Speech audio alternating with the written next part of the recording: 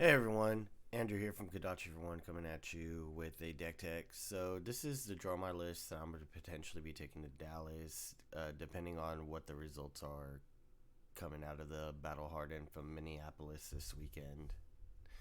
So let's get into it. So obviously we're going to be playing Dromai. Whenever you pitch a red, create an ash. If you've played a red card this turn, all your dragons can go again. Pretty solid card, really good. The weapon of choice is Storm of Sandakide, which is what allows the cards to attack, or your dragons to attack. We're going to go into the equipment. I'm opting for the Arcanite Skullcap. There's a lot of debate whether you're playing this or you're playing Crown of Providence. I prefer this because it allows you to block more on-hit effects. Versus the Crown of Providence, and we're more of a mid-range control deck playing for second cycle, and this just helps us get there. There's arguments to play the Crown of Prophecy, but I really just think this is the better option, but that's just me. Flame Scale Furnace, another really good card, blocks for 2, and this is what's helping you filter through your hand and make ash for your second pitch. So this is basically our version of Count of Seeds. It's super strong. Can't say enough about it. Ghostly Touch, sideboard piece. We're playing this into Brute and we're playing this into Guardian. So, when we attack with the dragons or any of our Phantasm cards, they pop it. We put a counter on it. And then when I don't know. Normally, I swing with it when it gets about 10, 12 counters on it, just to start forcing cards out of their hand, and I'll drop Assimilate to kill them. We're playing Phantasmal Footsteps. There's a lot of people playing Mage Master Boots, and there's argument for it. I've played the version of that deck, but at least to me, it seemed like you're playing for third cycle a lot of time, and I don't like playing decks like that in a tournament setting just because of the time constraints that you have in the tournament. So I decided to play the Phantasmal Footsteps. We're playing the Ember Maws and the Doombreakers, so it's just a natural fit to give your cards or to regain the action point if they pop the card. And then we got the Silken Form. These are going to be the gloves that you're going to be playing in every other matchup. It's a good way to, like, if you can pitch a blue and then block for 4 and 5 on a lot of cards throughout your turn, and then before the end of the turn you can pop it and make an Ash Wing. I don't know, I really like this card. It's super strong. So let's go ahead and go into attack actions. We'll go over what they are. Right now we're playing the 3 Billion Mirage, so this is just a value card. And a lot of these red attacks, we use them to start our turn off to give all our dragons to go again. So this one, you pitch a red, or pitch 1, attack with it, and then it has go again. It blocks for 3, and it makes an Ash Wing, so you're getting some extra value out of it. Super strong card. It's easy to cover up, but you're getting the Ash Wing, so you can play this, start your turn off, and then swing with the Ash Wing for added value. It's pretty good. We are also running the blue version of the card. In the blue version, you're doing the exact same thing. Get swings for 1, makes an Ash Wing. Typically, you're pitching this and then playing during second cycle, but there's merits for playing it throughout the turn, or throughout the game early. We're playing Command and Conquer. It blocks 3. It's a popper, and it slows your opponent down or forces them to give you 2 cards. There's arguments that you can play Fendel's Fighting Spirit or Erase Face over this as well.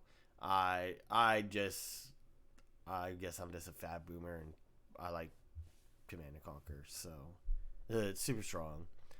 Doombreaker Centipede, 1 for 5. If you watch any of my other videos, then you know how high I am on Zipper Hit. This is basically Illusionist Zipper Hit, and we're playing a Phantasmal Footsteps, so if it does pop, you can pay the extra resource to give it go again, or to generate the action point. and continue on with your turn. And it's a damned if they do, damned if they don't situation, because it's going to be generating you ash as well if it does get destroyed. So, and we're usually playing these at the beginning or at the end of a combat chain when we know, like if you swing with a dragon, you know that they can't pop. They don't have any poppers. You're typically trying to play this towards the end of the turn to get that extra 5 damage in. And now we're playing, here's the Ember Maw. The Ember Maw Centipede. This is gas, the straight gas.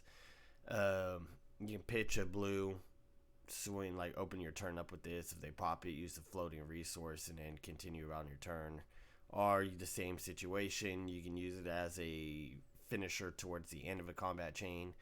Card is just super strong and super good on rate. 2 for 8, and it still blocks for 3. And if it gets destroyed, it makes an ash. It's, I don't know, this card's absolutely insane.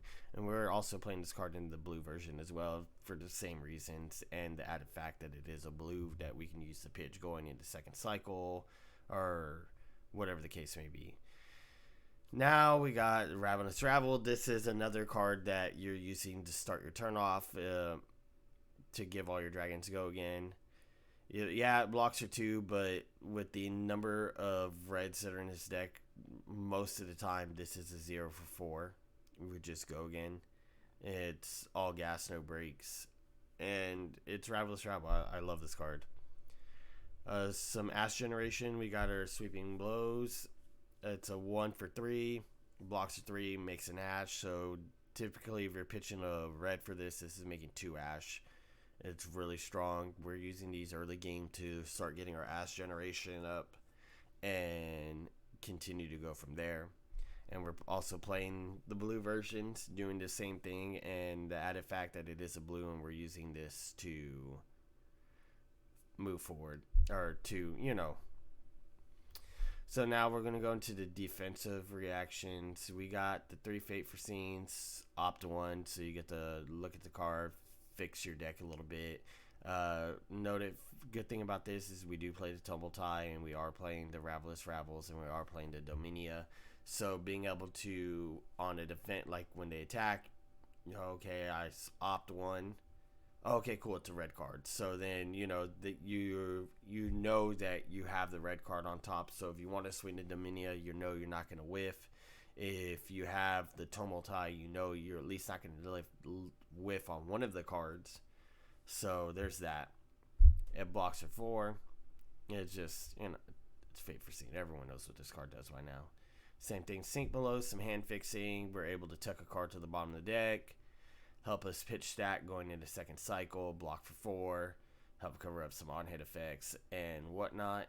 And I'm playing Unmovables. The funny thing about this card is, like, it's a 3 for 7, which is okay. If you're playing it from the arsenal, it's a 3 for 8. But we're playing Dromai. We're not playing a whole lot of blues in the deck, so most of the time we're going to have to be pitching 3 cards for this. We're going to have to be pitching 2 to 3 cards for this. But the crazy thing about it is a solid defense reaction, but it also generates us ash if we're pitching reds. And during the early game, when we're trying to play for a second cycle, this allows us to save some life and generate ash at the same time. And against the Guardian matchup, this alone, like this and a Skullcap, covers an Oakenold. Which, I mean, it's not a very, like, the matchup's not very hard, but it also just makes it a lot easier for us. There is still room for Dromai to lose, and this helps you not do that. So this is like the secret sauce, I think. So we're going to go into the instances like Oasis Respite. Might as well be in the defense package. It helps you cover up some stuff. There's some really neat interactions that you can do with this as well. Viscerai, I've heard the matchup's gotten a little easier, but I don't think so. It's, if you're playing against a top class Viscerai player, they're going to understand the matchup and understand the role and get in there any way they can. Neat interaction you can use this with. A neat interaction that you can do with this though is a lot of the time they like to shoot a dragon. They like to hit a dragon and then shoot 2 arcane, then activate spellbound creepers. Well, if you have all your Ashwing on the board and stuff like that, and they know you've pitched a blue to prevent arcane earlier in the turn, and you got like 2 resources floating, a lot of times the Viscerai player will just shoot themselves for the 2 arcane, so you can Oasis your sight targeting them. So when they try to shoot the arcane at themselves to keep the boots around an extra turn, you stuff that and then you gain yourself alive. So like you're gonna only take 1 damage off the. You're either gonna gain a life or you're only gonna take 1 damage off the sword swing. So that's just like a neat interaction that you can do with this, and I really like it. Semblance for our Guardian and for our Brute matchup, same like what I said earlier. You're just stacking your deck, playing for second cycle, get the gloves up, and then OTKM. Sigil Solace, same thing. This is a starter. We're using this at the start of our turn to give all our stuff go again. Typically what I like to do is I like to pitch these early into the game to make Ash, and then try to stack them up with my dragons. That way, when you're going into second cycle, you've burned them out of poppers already, and you just start vomiting dragons on the board. You're like, okay, Sigil gain 3, swing for 12. You figure it out. Super strong. And then we're playing the 1 energy potion. This is sideboard piece for the Guardian and Brute matchup, so you're just not having to worry about crown or expose the elements on gloves. So we'll go into non-attack actions, burn them all. Super solid card. This one, I'm playing 2. A lot of people play 3. I'm in between 2 and 1 actually right now. I'm pretty comfortable at 2 just so you can see it early enough. But you're never really playing more than 1 of these a game. So I don't know. I like it. It's really good. I typically try to set it up for second cycle after I have a bunch of cards in the graveyard from blocking and whatnot. And you line them up with the Azul-Eyes to finish off the game. Quick note. If you're playing in a tournament with no list revealed, a lot of people are going to be assuming you're running Remembrance. I'm not running Remembrance in the deck, but a good thing, like a good note of practice is to start banishing your instances and your defense reactions first. That way your opponent starts looking at those and they're like, oh, okay, well, they got the Remembrance, so they're trying to, they're keeping their dragons and stuff so they can shuffle them back in the deck. And it's just a mind game that you can play with it really good. Energy potion. So now I think we're going into the dragon. So we're playing the 3 Azul-Eyes, literally just the best 0-drop dragon. 3 Dromais. It's Chromite. This with Tome Fendel, making your opponent have to answer with 2 poppers. Just, I don't know, this card's really, really insane and it helps you do some stuff. Invoke Dominia, one of the 3 legendary dragons.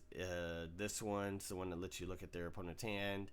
We're typically trying to set this up with the Maragai for the turn. So you'll have the Maragai, then you drop this, Thoughtseize your opponent, take their 6 power attack, and then go on about your turn and get them. Snatch on a Stick, aka Kyloria. This one is really good. The mainstay about it is that it is a 4 attack, so it's gonna demand a 2-card block or a popper, and it lets you extend your turns. There's been several times where I've start my turn with the Sigil, swing Kyloria, draw another card, pitch that card, tome from Arsenal, or it's Chromai, tome from Arsenal, draw another 2 cards, and then the game is just spiraled out of control from there. I like it a lot. Maragai, just a good dragon and all. You're typically trying to set this up with one of your big hitters in the second cycle to get in there. super strong. Necria, this is sideboard. We're typically playing this in matches like Fi and I don't know, just attack decks that trying to go wide. So if you're able to play this, you're forcing them like in there. They see it and they're trying to get it. They're gonna have to attack it multiple times throughout the turn, and you're gonna get some ash generation off it, and you can just attack with it as well to get your ash generation. Same thing for the Ovia. We're playing this, and with this with the Necria, we're typically anytime you're putting in a Necria, we're putting in the Ovia to get there. It's just a super strong card. I like to play this in the Guardian matchup as well to force them to start popping Ash Wings. So there's that. We're playing Dromai. This is another sideboard piece. You can play this at 2 or 3. It doesn't really matter. I typically play it at 2 because you already have a pretty decent Icelander matchup and you already have a pretty good Guardian matchup. And the Guardian matchups, they've really started taking defense reactions out of the deck, so there's really no need to side it in for the Guardian matchup, but you never know. Then we're playing the Invoke Tumulti. It's one of the 3 legendaries, dragons. If you're able to get this off like a turn 2, turn 3, and hit an important piece of equipment, like aka Fendel Spring Tunic, Crown of Seeds, Massive Momentum, what else can Phantasmal Footsteps in the mirror match, whatever the case may be, you can really do a lot of work doing that. And then Invoke Yunderai. So this is it's a 1/3/3 with a toughness token on it that prevents 3.